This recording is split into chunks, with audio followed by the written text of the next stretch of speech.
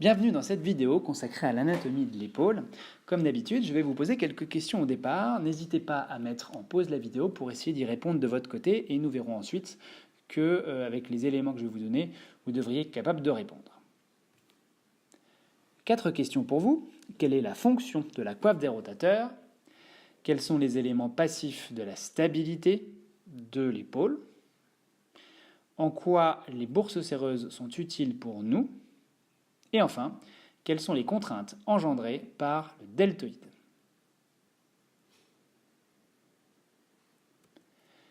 Alors, nous allons commencer par parler de l'anatomie, bien sûr, et nous allons essayer de faire une vidéo qui ne sera pas trop longue, parce qu'on pourrait faire des heures et des heures, et je vais essayer de vous distiller ce qui me paraît le plus pertinent pour nous en tant que kinésithérapeutes d'un point de vue pratique. Alors on va commencer tout simplement par parler déjà des différentes articulations. Vous savez qu'on parle de ceinture scapulaire et qu'il y a plusieurs articulations. On dit qu'on a une hétérogénéité parfaite puisqu'on a tous les types articulaires possibles dans cette épaule. Alors la ceinture scapulaire est constituée de 5 articulations, vous le savez. La sterno-costo-claviculaire, qui est l'union entre la clavicule et le manubrium sternal. L'acromioclaviculaire, entre la clavicule et l'acromion, qui est une articulation de type arthrodie, alors que la première était de type sélaire. La scapulo-humérale ou gléno-humérale, qui est une articulation sphéroïde, une arthrose. La scapulo-cératothoracique ou l'homo-cératothoracique, ou encore la scapulothoracique, qui est une articulation constituée entre la scapula, l'omoplate, le muscle dentelé antérieur, grand dentelé, et le grille costal, les côtes. Enfin, une articulation qu'on appelle aussi l'articulation négative, la subacromiodéltoïdienne, qui n'est ni plus ni moins qu'une bourse séreuse entre le deltoïde et les aimants sous-jacents.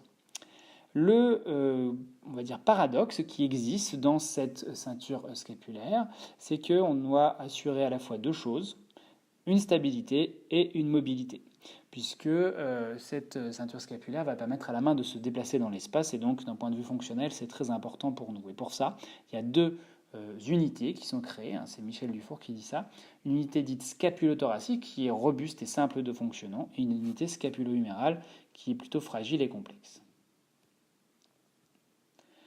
Je vous laisse admirer ce dessin issu de biomécanique fonctionnelle de Michel Dufour et Michel Pilu, qui est très intéressant puisque avec des dessins simples, il nous permet de voir les différents mouvements des différentes articulations. Nous arrivons aux éléments passifs de tout ça, qui permettent en somme à la fois de stabiliser, mais également de donner des informations au système nerveux. On a trois grosses parties. Un élément que Michel Dufour appelle le pivot médial, qui est constitué des ligaments sterno-claviculaires antérieurs et postérieurs, interclaviculaires et costoclaviculaires. C'est le but de ce pivot, c'est de rester assez solide, parce que si jamais vous coupez ce pivot, eh bien, la ceinture scapulaire n'est plus reliée de manière osseuse à la cage thoracique. Le deuxième élément, c'est ce qu'on appelle l'ancrage latéral. Il faut se souvenir que le processus coracoïde, qui est cette espèce de petit processus osseux orienté en bas en dehors, dans la partie supérieure de la scapula, sur son dos, si on considère que ce processus est comme quelqu'un qui serait penché en avant, sur son dos, on a des ligaments qui vont s'insérer et rayonner pour venir s'accrocher au-dessus, comme s'ils avaient besoin d'ancrer la clavicule. Et donc il y a des noms comme ligament trapézoïde, conoïde ou coracoclaviculaire qui ne doivent pas vous être inconnus.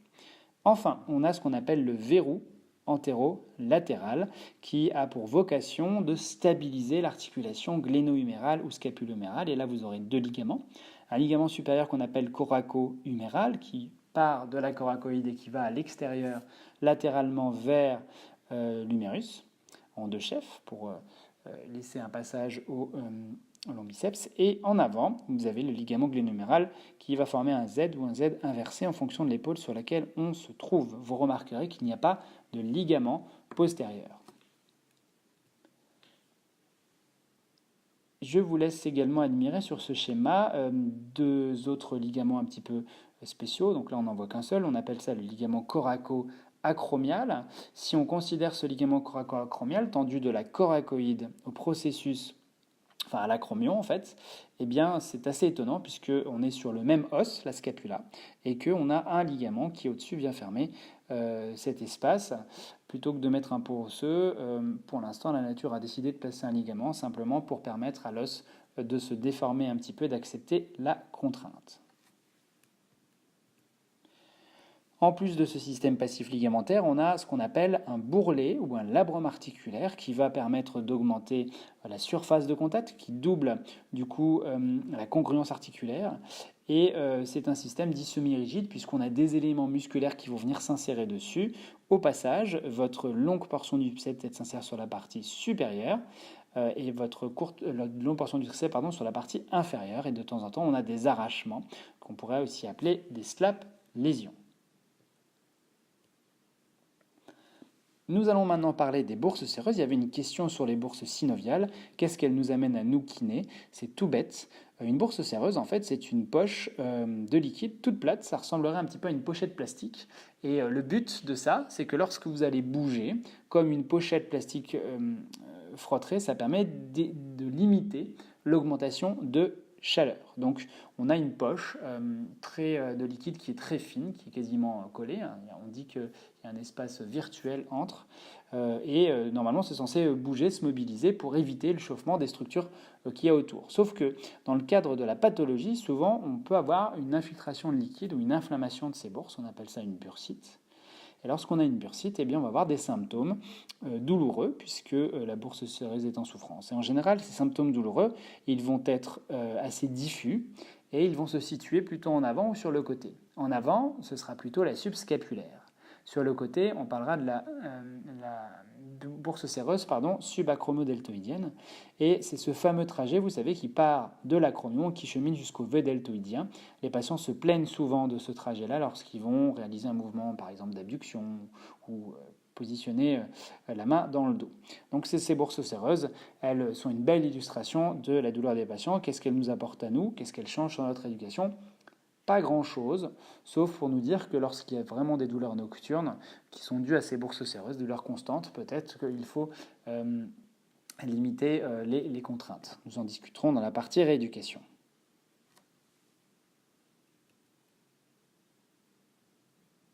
Je vais maintenant vous parler des muscles.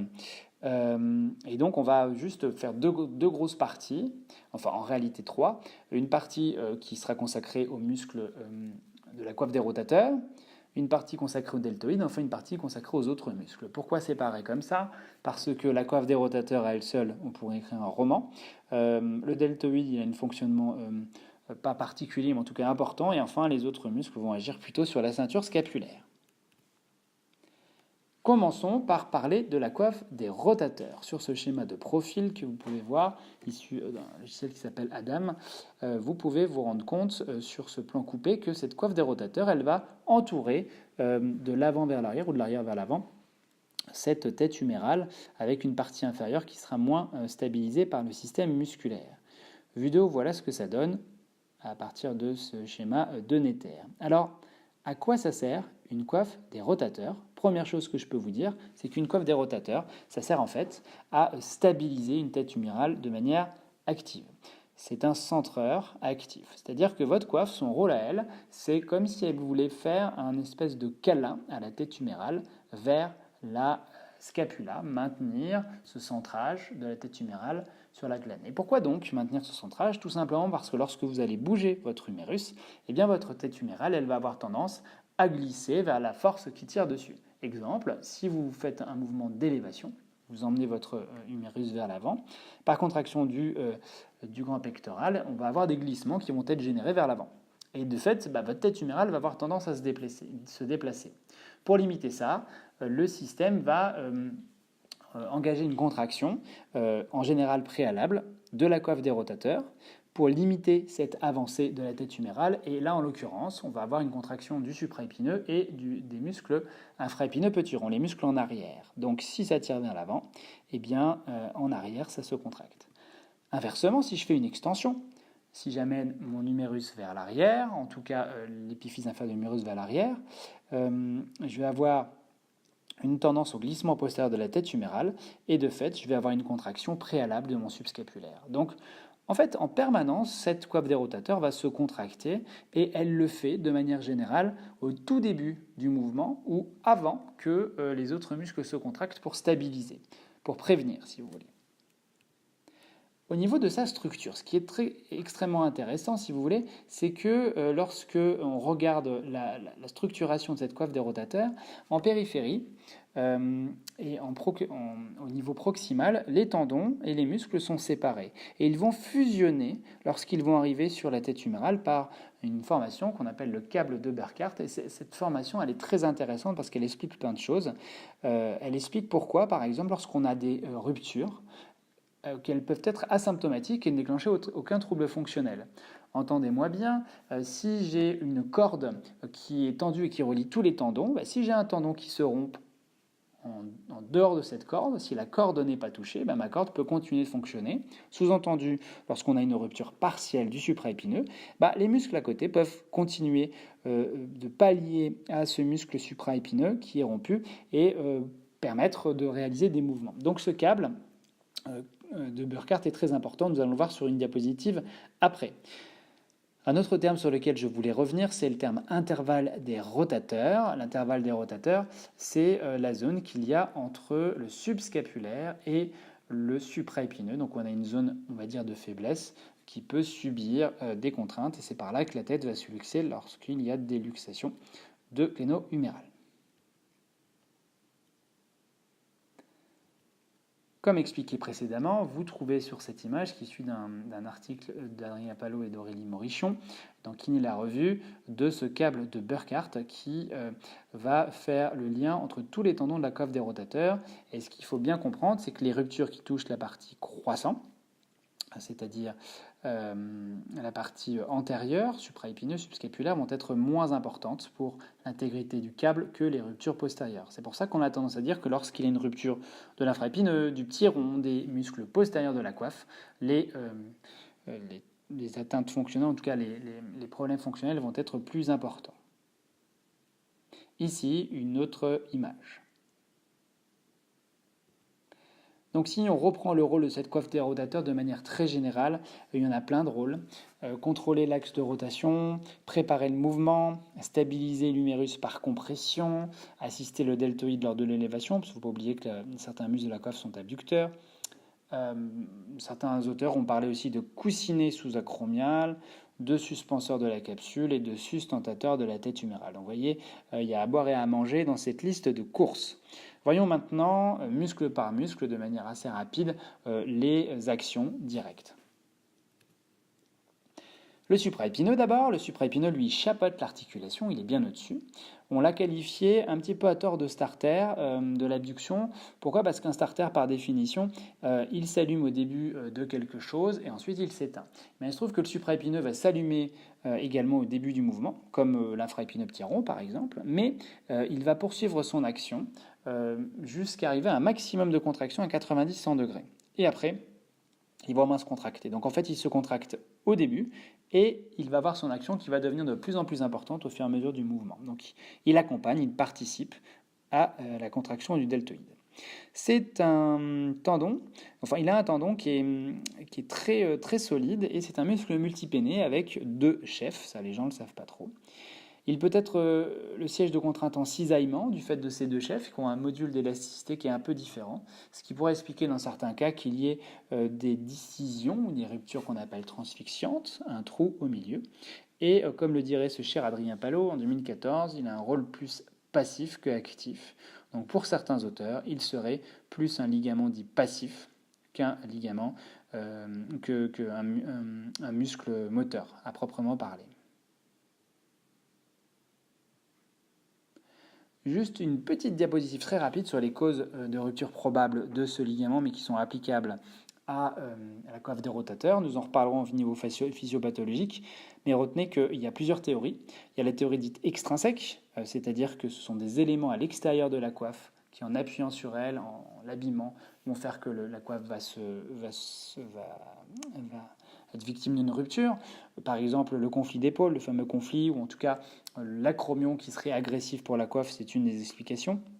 On a des théories intrinsèques, vasculaires, qui sont rediscutées, des théories mécaniques et également des théories génétiques et dégénératives. Ce qu'il faut savoir, c'est que la plupart du temps, c'est dû à une théorie intrinsèque ou en tout cas une cause sur laquelle l'équiné n'a pas trop d'action. C'est-à-dire que la rupture de coiffe semblerait inévitable, mais c'est pas grave puisqu'on sait qu'il n'y a pas de corrélation entre douleur et fonction versus rupture de coiffe. Parlons maintenant un petit peu de l'infraépineux et du petit rond, qui sont des muscles qui sont situés à la partie postérieure. On appelle ça les muscles jumeaux, puisqu'ils font la même chose. Ils sont séparés neurologiquement, ce qui est assez étonnant. En fait, le petit rond, c'est un deltoïde qui s'est détaché, puisqu'il est innervé par le nerf axillaire. Il faut savoir que le square fonctionne de l'épaule et en général en lien avec leur force, en tout cas leur activation.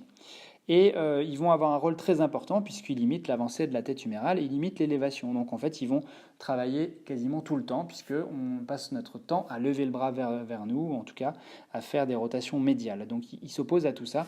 Ils sont extrêmement importants à récupérer en rééducation et quasiment dans tous les protocoles. On se rend compte que lorsque on fait une contraction, un travail de ces muscles, eh bien, on va améliorer les cliniques. Concernant le subscapulaire, il ne vous a pas échappé que c'était le seul rotateur médial de la coiffe des rotateurs. On dit que c'est un verrou intérieur de l'articulation. Il est lié avec la bourse séreuse et il faut noter qu'il va être important pour s'opposer au recul de la tête humérale lors de l'extension.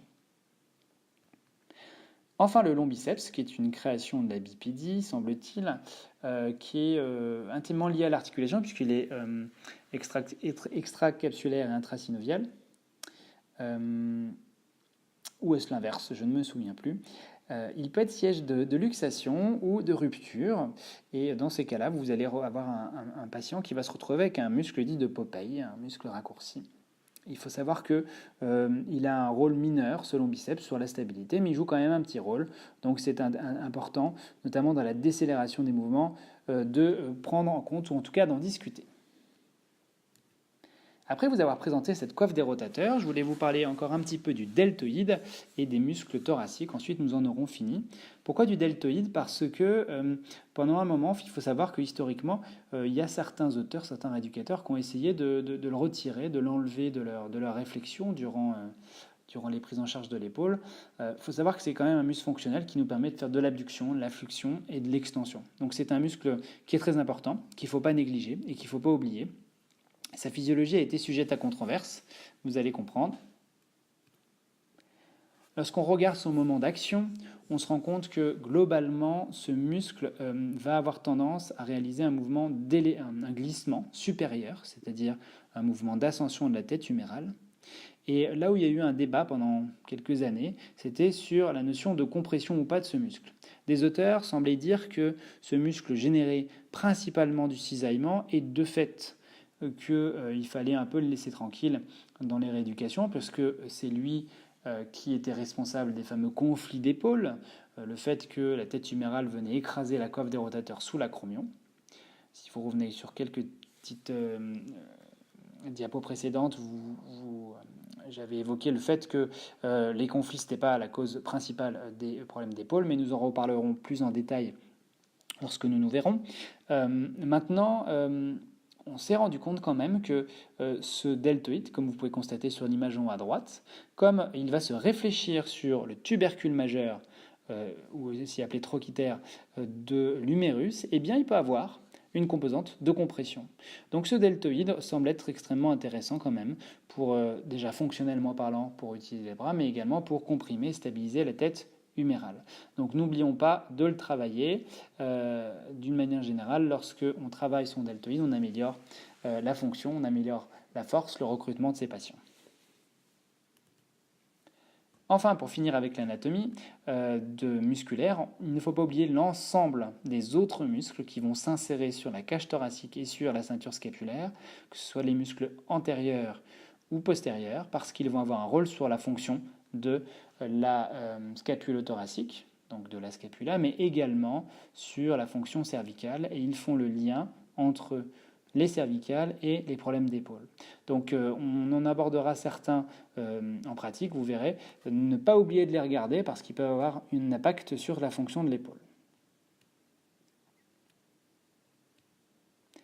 Pour finir de vous embêter, il fallait que j'évoque un petit peu d'anatomie neuro et vasculaire. Se souvenir que cette épaule elle est innervée par un ensemble de nerfs issus du plexus brachial. Et ce plexus brachial, ainsi que le système artériel et veineux, va cheminer dans ce qu'on appelle le défilé thoraco-brachial. Et donc, pour juste vous donner quelques rappels, vous vous souvenez que ce plexus va passer entre les muscles scalènes antérieurs et moyens chez la plupart des gens, accompagné de l'artère subclavière. Et dans cet endroit, on appelle ça un syndrome canalaire, il peut se retrouver un petit peu chahuté. Ensuite, il va passer sous la clavicule, il ne va pas passer très loin du ligament coracoclaviculaire. Il passera ensuite sous le petit pectoral pour ensuite cheminer dans le canal brachial. Tout cela pour vous dire qu'il faut se souvenir de ce trajet parce que ça pourra avoir un impact dans nos techniques à nous et dans notre raisonnement clinique pour pouvoir traiter le patient. Pour finir, je vous laisse cette diapositive avec les nerfs importants pour la fonction de l'épaule ainsi que leurs racines respectives. Je vous donne rendez-vous dans la vidéo suivante pour vous parler un petit peu de posture et de phylogénèse et enfin de biomécanique.